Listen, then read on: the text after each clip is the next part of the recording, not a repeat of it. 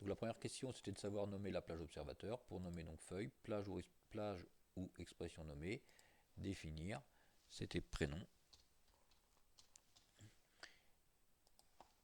Et c'était de A2 jusqu'à A17.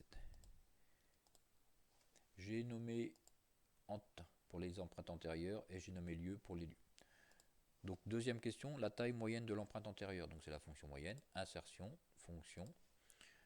On prend la fonction moyenne. Suivant. Et comme je l'ai noté ent, j'écris ent, sinon il suffisait que vous sélectionniez. Taille moyenne de l'empreinte antérieure observée par Olivier. J'ai un critère en plus, donc là ça va être la fonction moyenne si, insertion, fonction. Donc là c'est la fonction moyenne si. Suivant. Donc là, observé par Olivier, donc la plage, prénom. Critère Olivier. Et je fais toujours la moyenne des empreintes antérieures. Alors, observé par Olivier dans les prairies, un critère en plus, donc là ça va être la fonction moyenne science, insertion, fonction, on trouve la fonction moyenne science.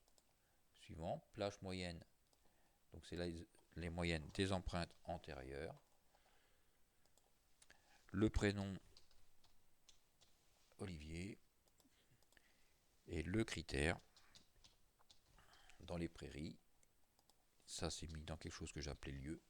Sinon il suffit de sélectionner lieu et j'ai mis donc prairie. Prairie, il faut bien qu'il soit écrit exactement pareil.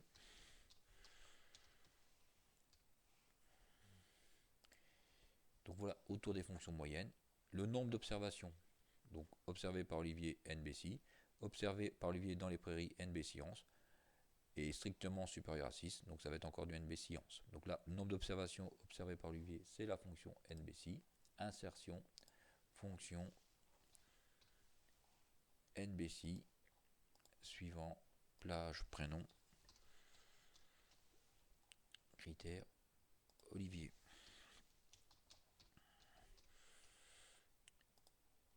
Dans les prairies, NB Science, insertion, fonction,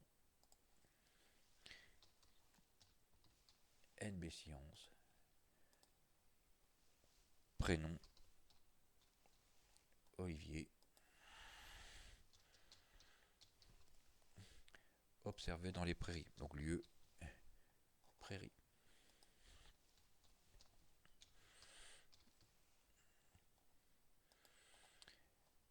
Supérieur, strictement supérieur à 6, donc toujours fonction NB Science, mais j'ajoute un critère en plus, donc dans les prairies, et je veux que le nombre d'observations, l'empreinte soit strictement supérieure à 6, donc l'empreinte doit être strictement plus grande que 6.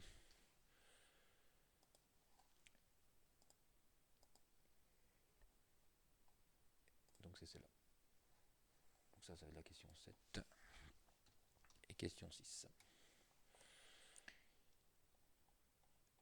Alors maintenant, en colonne sur la feuille observation, donc vous aviez fait toutes les observations que vous aviez eues. Donc empreinte, crotte, présence, dégâts aux cultures, coulées, reste de repas. Donc faire le total. Donc on fait le total. Donc somme. Je fais le total. Par lieu. Hop.